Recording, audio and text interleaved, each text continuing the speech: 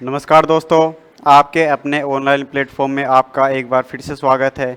तो अपने second year के लिए एक सीरीज स्टार्ट की थी जिसके अंदर अपने इम्पोर्टेंट क्वेश्चन करते हैं। तो इसकी क्लास नंबर आज 8 है। ठीक है, तो ये जो अपना शक्ति, इसके अंदर शक्ति प्रेषण अपना चैप्टर चल रहा था, ये इसके क्वेश्चन बचे हुए थे। तो इसका पार्ट नंबर आज 2 है और एक और चैप्टर अपना उत्पादकता। इन दोनों चैप्टरों के क्वेश्चन अपने करने वाले।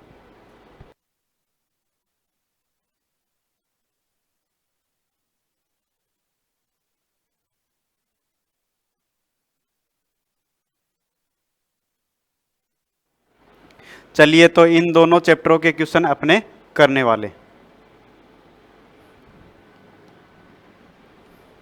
जो अपना शक्ति प्रेषण है इसके अंदर अपन 13 क्वेश्चन कर चुके हैं। ठीक है, इसके बाद में देखो अगला क्वेश्चन है, फास्ट और लूज पुली में, लूज पुली असेंबली में एक्स के रूप में चिन्हित भाग का नाम क्या है। देखो यहाँ पे फास्ट और लूज पुली दिखा रखी है। इसके अंदर अपन देखें तो इसे बोलते हैं अपन फास्ट पुली। ठीक है, और इसको अपने बोलेंगे,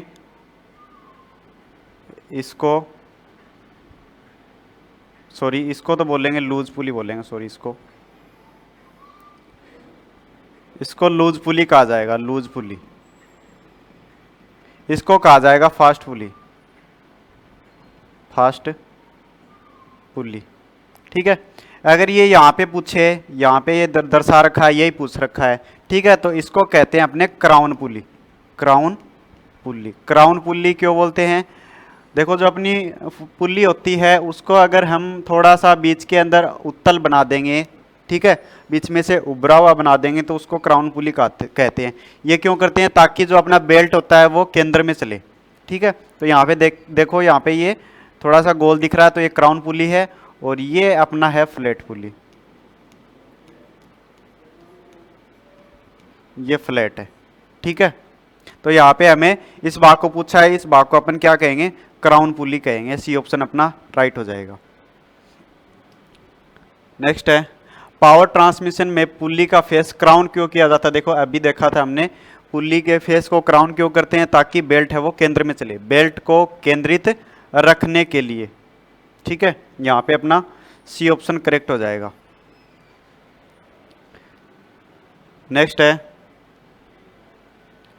अल्प रिलेटिव मूवमेंट के लिए किस कपलिंग का उपयोग किया जाता है? अल्प रिलेटिव मूवमेंट के लिए हम किस कपलिंग का यूज करते हैं, वो यहाँ पे पूछा है। तो देखो फ्लेक्सिबल कपलिंग का यूज किया जाता है। सी ऑप्शन यहाँ पे करेक्ट हो जाएगा। अगला क्वेश्चन है, दो मैटिंग गियर पर काल्पनिक सर्कल कौन सा होता है? दो मैटिंग गियर है, ठीक है, उन पर काल्पनिक सर्कल कौन सा होता है? तो काल्पनिक सर्कल हम पिच सर्कल को बोलते हैं। ठीक है, किसको बोलते हैं? पिच सर्कल को बोलते हैं। इसके सारे पार्ट्स के बारे में हम आगे देखेंगे। देखो डायग्राम आएगा तब हम देखेंगे।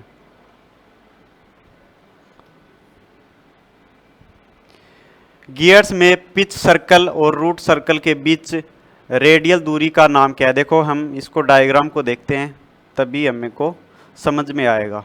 इसके सारे पार्ट्स को अपन देख लेंगे। देखो ये यहाँ पे गियर का डायग्राम है। ठीक है, इसके अंदर हम इसको देखेंगे तो ये तो हो गई गियर, इसकी चौड़ाई। ठीक है, ये चौड़ाई होगी दांते की, और यहाँ से यहाँ तक की दूरी है, इसको अडेंडम कहा जाता है। ठीक है, यहाँ से यहाँ तक की दूरी है, इसको डिडेंडम कहा जाता है। और ये जो बीच की लाइन है इसको पिच सर्कल कहा जाता है। ठीक है, इसी को बोलते हैं पिच सर्कल। और यहाँ से यहाँ तक की दूरी है, ये होगी क्लियरेंस। और ये जो पूरी लंबाई है इसको कुल गहराई बोलते हैं। ठीक है, इसको कुल गहराई बोलते हैं। और यहाँ से यहाँ तक की दूरी है, ये हो गई वर्किंग डेप्थ।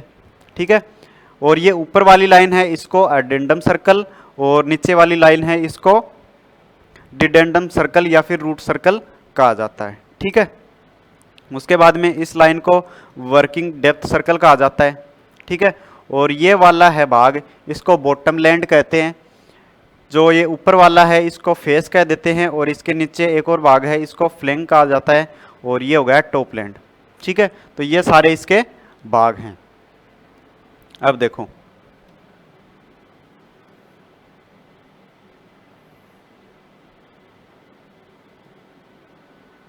अब यहाँ पे क्या पूछ रहा है, गियर्स में पिच सर्कल और रूट सर्कल। पिच सर्कल और रूट सर्कल के बीच की दूरी है उसको अपन क्या कहते हैं, तो उसको क्या बोल रहे थे हम, डिडेंडम बोल रहे थे। ठीक है, पिच सर्कल और रूट सर्कल के बीच की दूरी को डिडेंडम कहते हैं। नेक्स्ट है, सूखे बेल्ट की ग्रिपिंग पावर को कैसे सुधारा जाता है। बेल्ट है वो सूख जाता है, ठीक है ना, तो सूख जाता है तो उसको ठीक करने के लिए हम क्या करते हैं, उसके ऊपर पिसा हुआ रेजिन लगाते हैं। ठीक है, जिससे बेल्ट है वो ठीक हो जाता है। नेक्स्ट है, किस प्रकार के बेल्ट फास्टनर का उपयोग भारी मशीन पर किया जाता है। बेल्ट फास्टनर यानी जो बेल्ट होता है उन बेल्ट को जोड़ना, ठीक है, उसको बोलते हैं फास्टनर। तो कौन सा फास्टनर है जिसका यूज अपन भारी मशीन के ऊपर कर सकते हैं। ठीक है, तो देखो लागरले टाइप बेल्ट फास्टनर है, इसका यूज हम भारी मशीनों के लिए करते हैं। ठीक है, लागरले का हैवी ड्यूटी के लिए, हैवी ड्यूटी के लिए। और जो अपना वायर टाइप है, ये वायर है, वायर बेल्ट फास्टनर है, इसका यूज हम लाइट ड्यूटी के लिए करते हैं, लाइट ड्यूटी के लिए। ठीक है, और अपना जो जैक्सन प्लेट है, जैक्सन बेल्ट फास्टनर और क्रीसेंट, इन दोनों का यूज हम किसके लिए करते हैं, इन दोनों का यूज हम मध्यम कार्यों के लिए करते हैं, मध्यम ड्यूटी।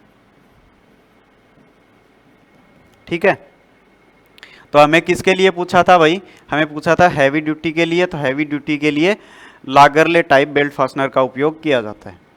अगला क्वेश्चन है, गियर के अक्ष के रूप में चिन्हित भाग का नाम क्या है। इस भाग को पूछ रखा है, इस भाग को अपन क्या बोलते हैं, इस भाग को एडेंडम कहते हैं। ठीक है, क्या कहते हैं इसको, एडेंडम। और नीचे वाले को, अगर नीचे वाले को पूछा गया तो डिडेंडम कहेंगे।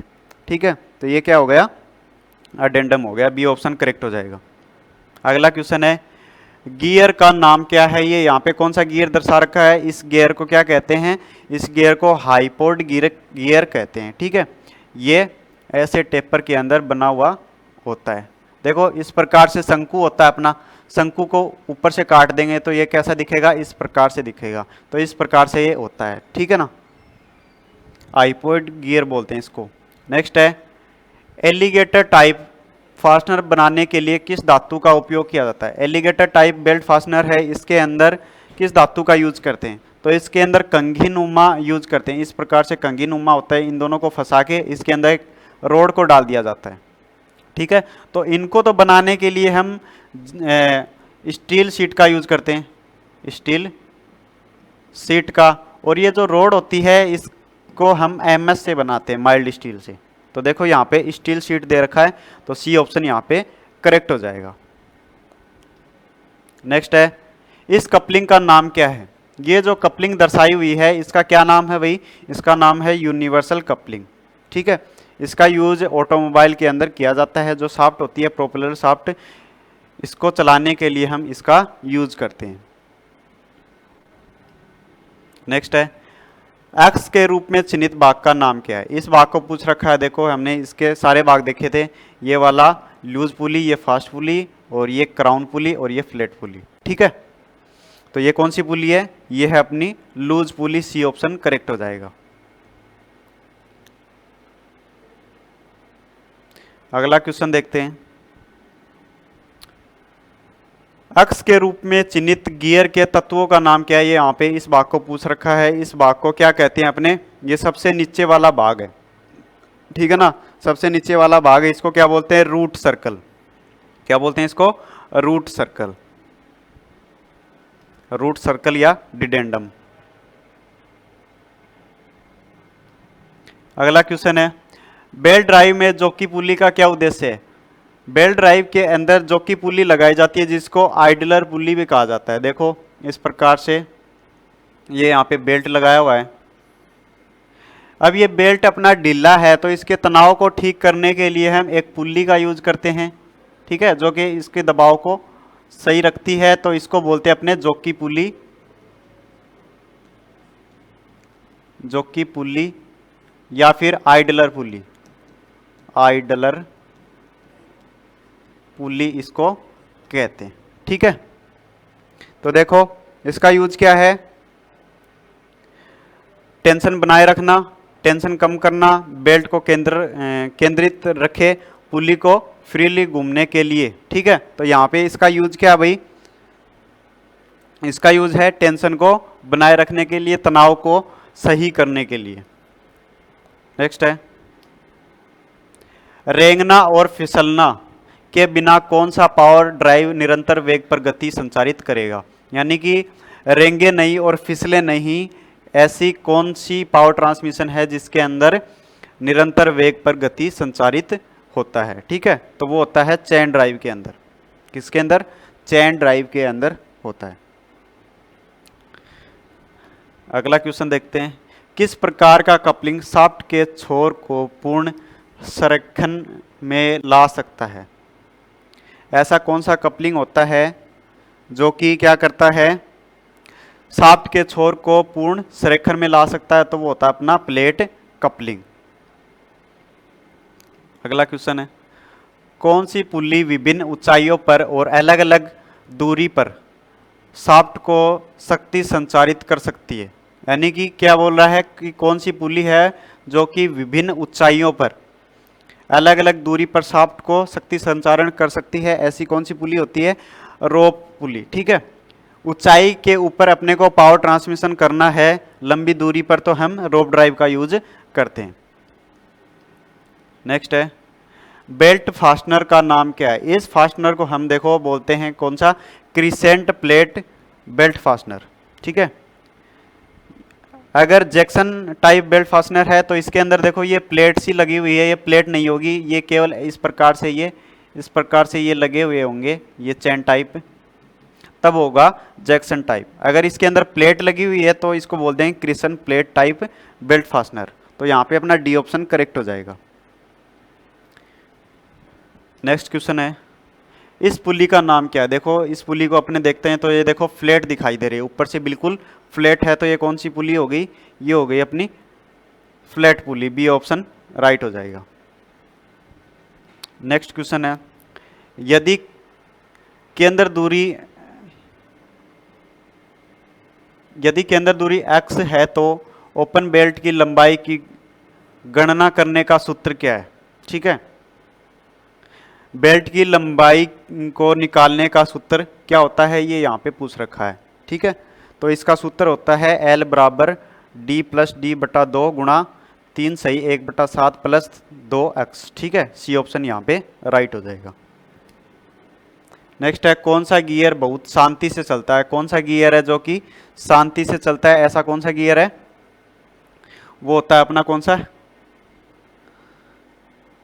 Helical gear. ठीक है, कौन सा गियर होता है, हेलिकल गियर, जो कि बहुत शांति से चलता है, आवाज नहीं करता है। इस गियर मैकेनिज्म का नाम क्या है। देखो यहाँ पे ये रैक को दर्शाया हुआ है, ये रैक है और ये छोटा गियर है जिसको पिनियन कहा जाता है, पिनियन। तो यहाँ पे ये कौन सा मैकेनिज्म हो गया, रैक एवं पिनियन, सी ऑप्शन राइट हो जाएगा। अगला क्वेश्चन है, कौन सा कपलिंग में डिसएंगेज प्रावधान होगा। ऐसा कौन सा कपलिंग है जिसके अंदर डिसएंगेज प्रावधान होता है, तो वो होता है अपना स्लिप टाइप कपलिंग। ठीक है, बी ऑप्शन यहाँ पे राइट हो जाएगा, स्लिप टाइप कपलिंग। अगला क्वेश्चन देखते हैं, लंबी दूरी और बड़ी मात्रा में शक्ति संचरण के लिए किस ड्राइव का उपयोग किया जाता है। यानी कि लंबी दूरी के लिए हम कौन से पावर ट्रांसमिशन का यूज करते हैं, रोप ड्राइव का यूज करते हैं। ठीक है, नेक्स्ट है, गियर में अक्ष के रूप में चिन्हित भाग का नाम क्या है। इस भाग को क्या बोलते हैं, इस भाग को हम पिच सर्कल बोलते हैं। ठीक है, पिच सर्कल। नेक्स्ट है, कौन सी चेन ड्राइव शांत और यूनिफॉर्म ड्राइव प्रदान करती है। कौन सी चेन ड्राइव है जो कि शांत और यूनिफॉर्म ड्राइव प्रदान करती है, वो होती है अपनी टूथेड चेन। ठीक है, बी ऑप्शन सही हो जाएगा। अगला क्वेश्चन है, कौन सा गियर एक दूसरे के सममित है और समकोण पर गति करता है। ऐसा कौन सा गियर है जो कि सममित है और समकोण के ऊपर गति करता है? वो कौन सा था? अपना मेटर गियर। ठीक है, बी ऑप्शन करेक्ट हो जाएगा, जो कि एक दूसरे के 90 डिग्री पर इसका एंगल होता है। नेक्स्ट है, गियर में एक्स के रूप में चिन्हित भाग का नाम क्या है? ऊपर वाले भाग को अपन क्या बोलते हैं? टॉप लैंड कहते हैं। क्या बोलते हैं इसको? Top land. B option right हो जाएगा। नेक्स्ट है, कैसे फास्ट से लूज पुली में बेल्ट की शिफ्टिंग की जाती है? यानी कि देखो क्या करते हैं, एक शाफ्ट होती है, उससे कई सारी मशीनें जुड़ी हुई हैं। ठीक है, तो हमें एक मशीन को बंद करना है, अगर पूरी शाफ्ट को बंद कर देंगे तो सारी मशीनें बंद हो जाएंगी, क्योंकि उस शाफ्ट से सारी मशीनें जुड़ी हुई हैं। अगर एक मशीन को बंद करना है तो वहाँ पे देखो फास्ट और लूज पुली लगाई जाती है। तो हम क्या करते हैं, जो फास्ट पुली है उसके ऊपर बेल्ट है, उसको हम खिसका के लूज पुली पे शिफ्ट कर देंगे। ठीक है, लूज पुली है वो चलती नहीं है, ठीक है ना, तो उसके ऊपर शिफ्ट कर देंगे तो अपनी मशीन है वो बंद हो जाएगी। तो यहाँ पे ऑप्शन अपने देखेंगे, देखो बेल्ट के तनाव को एडजस्ट करके। ठीक है, बेल्ट के तनाव को हम कम ज़्यादा करके और इसकी शिफ्टिंग कर सकते हैं। ठीक है, बेल्ट को थोड़ा सा उठाएंगे हम कोई रोड के माध्यम से, क्रोबार की सहायता से, फिर इसको शिफ्ट कर देंगे अपने। तो यहाँ पे सी ऑप्शन यहाँ पे अपना सही हो जाएगा। नेक्स्ट है, हेलिकल गियर का उपयोग कहाँ किया जाता है? हेलिकल गियर है उसका उपयोग अपने कहाँ करते हैं? तो हेलिकल गियर का यूज अपन ऑटोमोबाइल वाहन के अंदर करते हैं। ठीक है, नेक्स्ट है, बेल्ट फास्टनर का नाम क्या है? इस बेल्ट फास्टनर का नाम क्या है? यहाँ पे देखो ये दो बेल्ट हैं, इनको आपस में जोड़ना है, तो यहाँ पे ये देखो वायर लगाए हुए हैं, तार का यूज किया गया है, तो इसको बोलते हैं वायर टाइप बेल्ट फास्टनर। इसका यूज अपन लाइट ड्यूटी के अंदर करते, लाइट ड्यूटी। ए ऑप्शन सही है। नेक्स्ट है, 180 यदि रैपिंग कोण 180 डिग्री से अधिक है तो क्या होगा? ये देखो यहाँ पे ये बेल्ट से डावा है और इधर जो एंगल बनेगा उसको रैपिंग कोण कहते हैं। ठीक है, तो 180 डिग्री तो कब होगा? यहाँ पे होगा 180 डिग्री, ये यहाँ पे जा रहा है, यानी 180 डिग्री से ज़्यादा है एंगल, तो ये ज़्यादा होगा तो क्या होगा? पुल्ली उच्च टॉर्क संचारित कर सकती है। डी ऑप्शन यहाँ पे राइट हो जाएगा। ठीक है, अगला क्वेश्चन देखते हैं,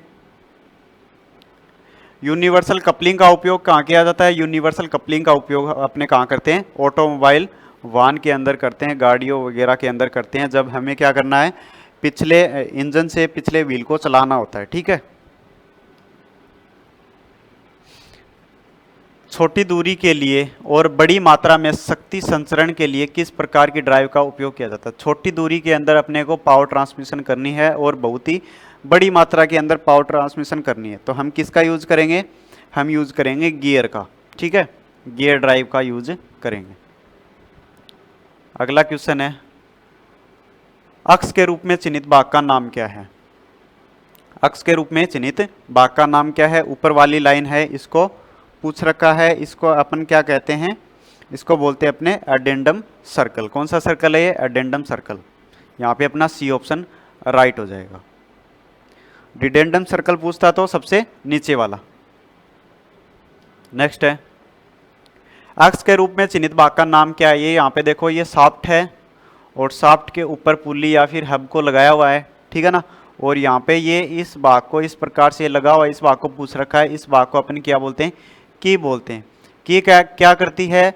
शाफ्ट के ऊपर हब या पुल्ली है, ठीक है, इसको स्लिप होने से रोकने के लिए हम की का यूज करते हैं, ताकि ये स्लिप नहीं हो, वहाँ पे पावर का लॉस ना हो। ठीक है, तो यहाँ पे ये की को दर्शाया हुआ है। नेक्स्ट है, पावर ट्रांसमिशन में कौन सी बेल्ट कम फिसलती है? ऐसी कौन सी बेल्ट है जो कि पावर ट्रांसमिशन के अंदर कम फिसलती है? वो होती है अपनी वी बेल्ट। ठीक है, जो कि वी पुल्ली के ऊपर लगाई जाती है, वी खांचा होता है उसके अंदर इसको लगाया जाता है। नेक्स्ट है, किस बेल्ट में उसकी लंबाई को बदला नहीं जा सकता है और फास्टनर के साथ पुनः उपयोग नहीं किया जा सकता? नहीं आएगा यहाँ पे।